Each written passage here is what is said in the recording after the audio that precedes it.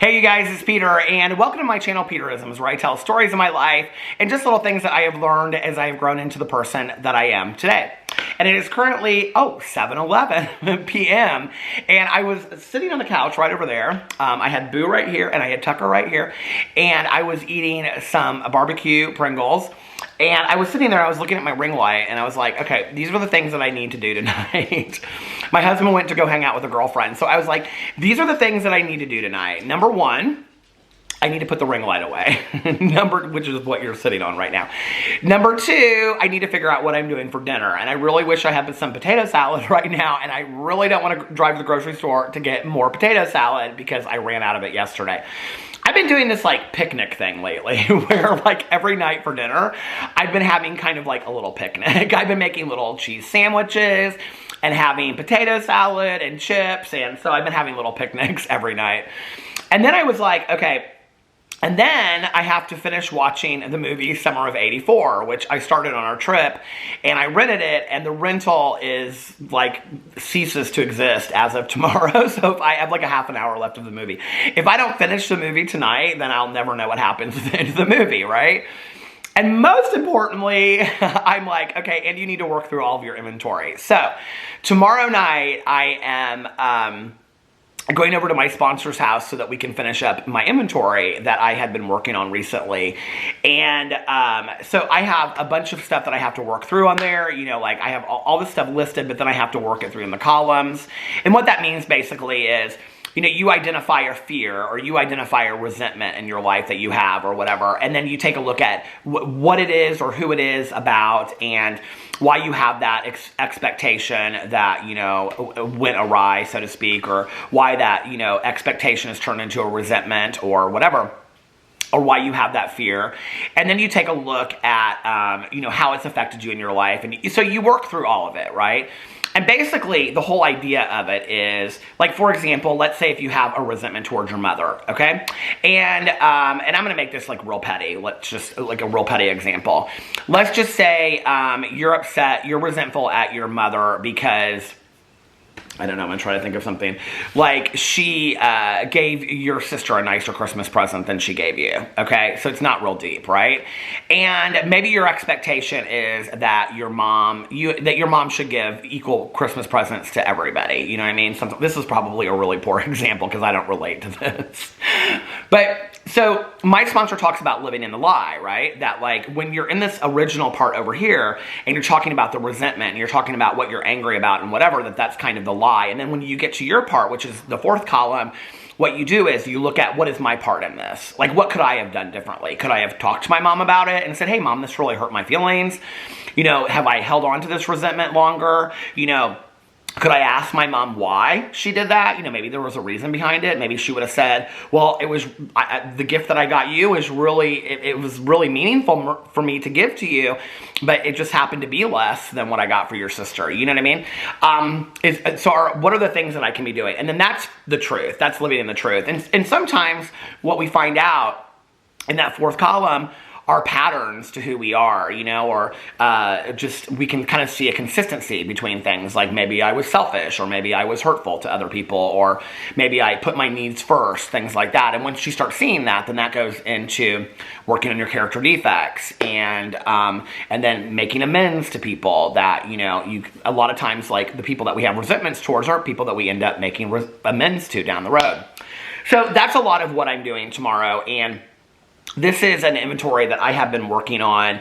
Well, I mean, this is like, I have not done a heavy-duty inventory like this since I've done inventories here, inventories there, lots of inventory with my sponsor, but I haven't done like a heavy-duty inventory like this since like the first year that I got sober.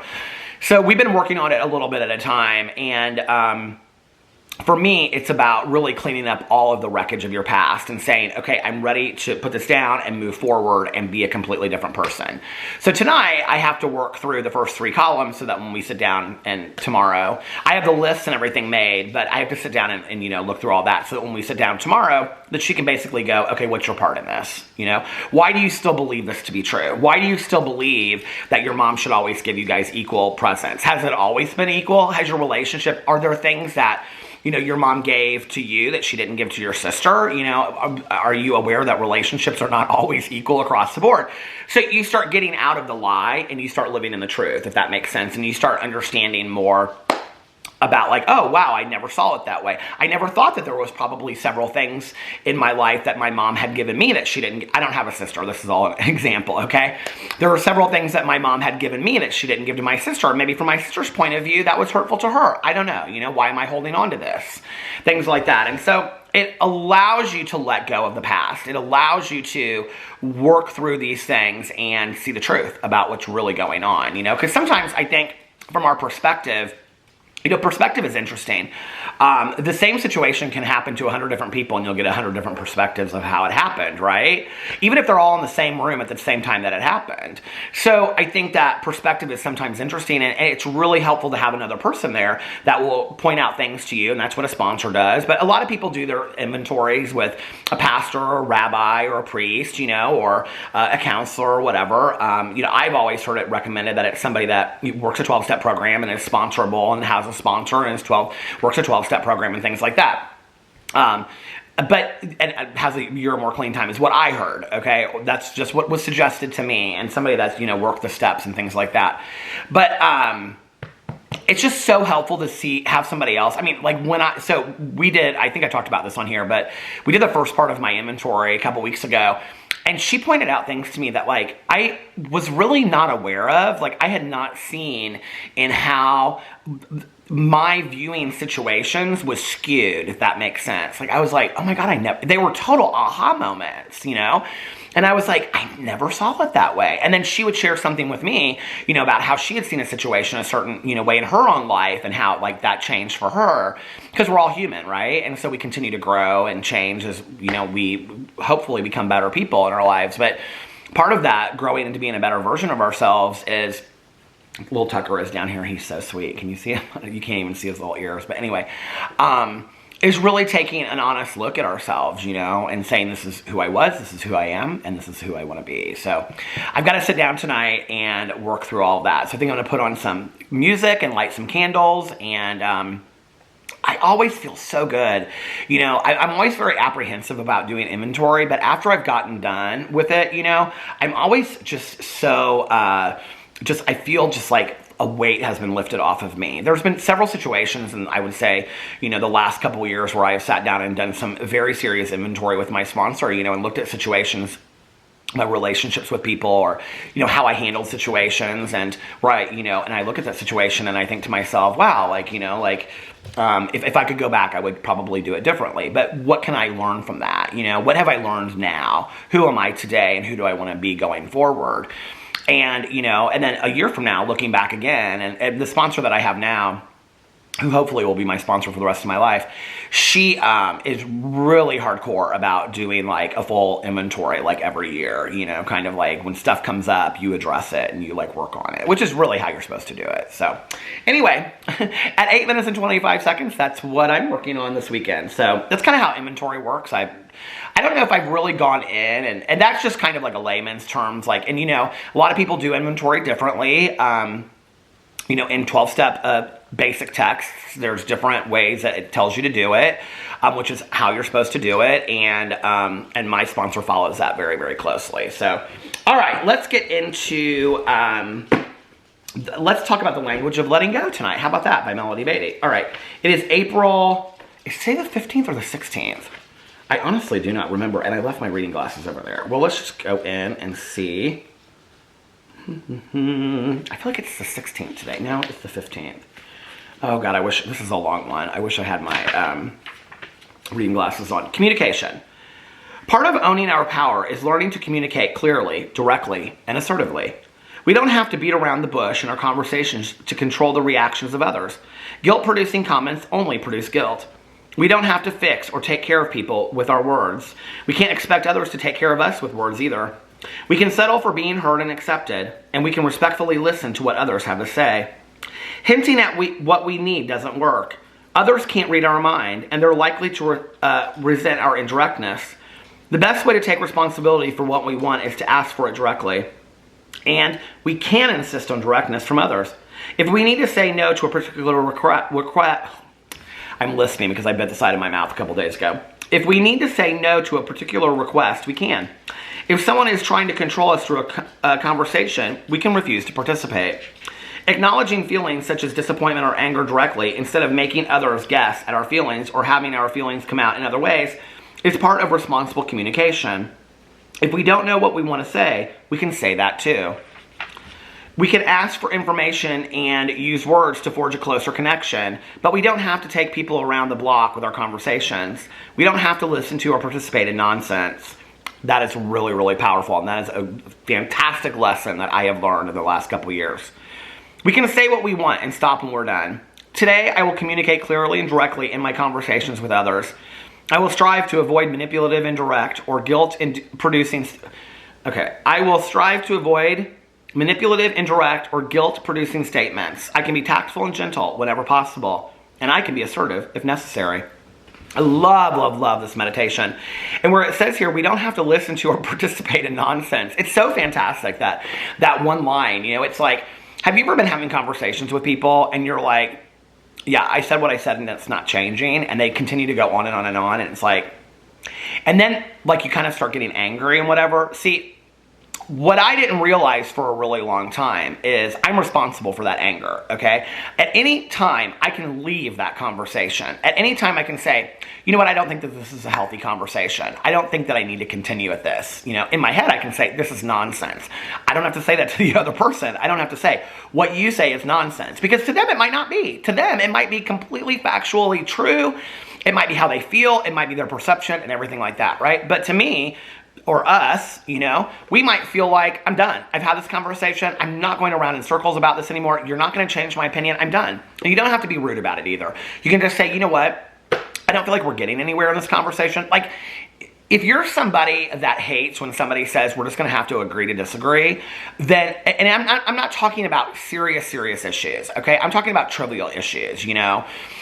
When somebody says to you, we're just going to have to agree to disagree, and you're like, no, I'm going to drive home my point. Really, I think at that point, one of the questions I've had to ask myself in life is, would I rather be happy or would I rather be right? Okay, and in those situations, I'm not, like I said, I'm not talking about serious situations. It is more important for me to be happy than to be right, you know? I don't need to be right, okay? I don't need to like drive home a stance that I have about something. If somebody else has a different point of view, okay. When somebody says to me, we're going to have to agree to disagree because I'm not changing my mind and you're not changing yours, I'm like, okay, let's go get a fountain pop, you know? Although that sounds like it's my friend Tanya and I. But Tanya and I actually, it's interesting, we agree a lot on things. And, you know, in 24 years, the things that we haven't agreed on, we've always been so open-minded to listen to the other person's point of view and been like, oh, wow, I never thought of it that way. And I don't necessarily 100% agree with that, but, you know, maybe that's affected how I feel about things a little bit, you know? I don't understand why we can't have open conversations about things. I think, you know, we live in a world, I think, on social media where people put, you know, well, I believe this, and if you don't believe this, then unfriend me, and, you know, if you don't agree with me 100%, then we can't be in each other's lives anymore. And it's really kind of sad, you know? It really, really is that we're like that, and I think there are some very, very serious situations that we need to stand by our morals and our beliefs, you know? Like I said, you know, that one of my favorite quotes from the movie The Contender is that, you know, principles, sorry. Our principles only mean something if you stick to them when they're inconvenient. Well, that can sometimes be with your closest friends when they say something and you're like, yeah, I don't agree with that, or, hey, I don't appreciate you using that language, or, you know, like, I don't like the sound of that, or, hey, like, what's going on? No, you know? And you have a right to your opinion too. But wouldn't it be nice to think that we live in a world where we could have those conversations with the people in our lives instead of just being like, well, you're wrong, I'm right, let's go slamming doors, I'm leaving because I hate you. You know, and I think that's where we become very close-minded to the world. The majority of the people that I have in my life and in my world, I mean, I really can't even think of one person that if they said something to me, I'd say, I don't want you in my life anymore, you know? I have had conversations with people where we have had opposing points of view, you know? And they've shared their opinions with me, and I've shared my opinions with them, and I don't agree with their opinion, and that's just fine, you know? And I've asked them also, and please don't, you know, speak to that when we're around each other or whatnot, you know? And they've been respectful of that. And you can leave, you know, have boundaries with people. And I'm talking more about like trivial stuff, you know? But I think that communication, like we talk about like the art of communication and how to communicate with somebody. Communicating is 90% listening to the other person.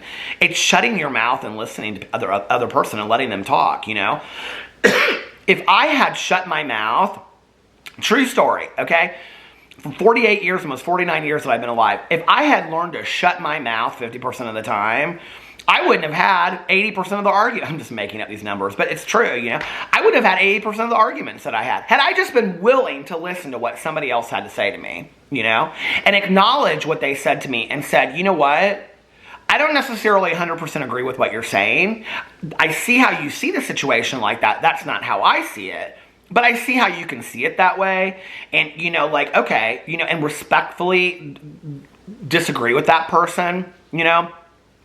But it's like we always feel like we either have to end a conversation or an argument, agreeing or just really going our separate ways and like we're never talking to each other again. It's like the art of communication is really, I mean, you know, it's just really sad to me that I feel like so many, you know, friendships are lost because you can't learn to have an open conversation with somebody and say, hey, this is what I need from you. Or, I mean, and take it out of the topic of topics, right? There's my neighbor's dog. Ooh, I just talked about that in my vlog today because I'm like, hey, dogs bark. What are you going to do? You know what I mean?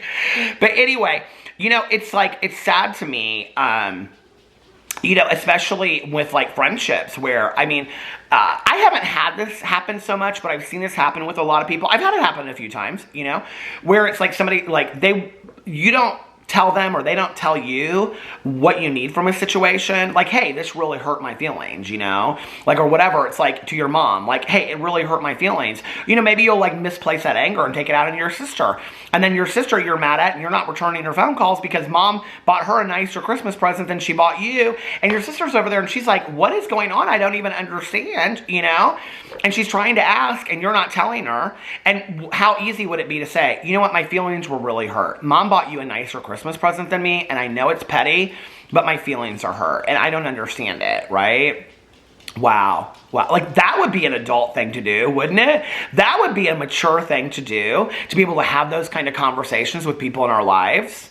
And to say, you know, you hurt my feelings, you know, and allow that other person to rectify the situation or allow the other person to like take responsibility for it and say, hey, I didn't realize that. Let me learn from this. Let me grow and be a better person. You know, sometimes we just want to cut people out too quickly instead of allowing them to grow. You know, it baffles me. The people that I have in my life, they're way too valuable that I'm ready just to kick out over something trivial. It just is really sad, you know? So anyway, let me know what you think about those meditations in the comment section below. I love you guys, and I will see you tomorrow. Bye.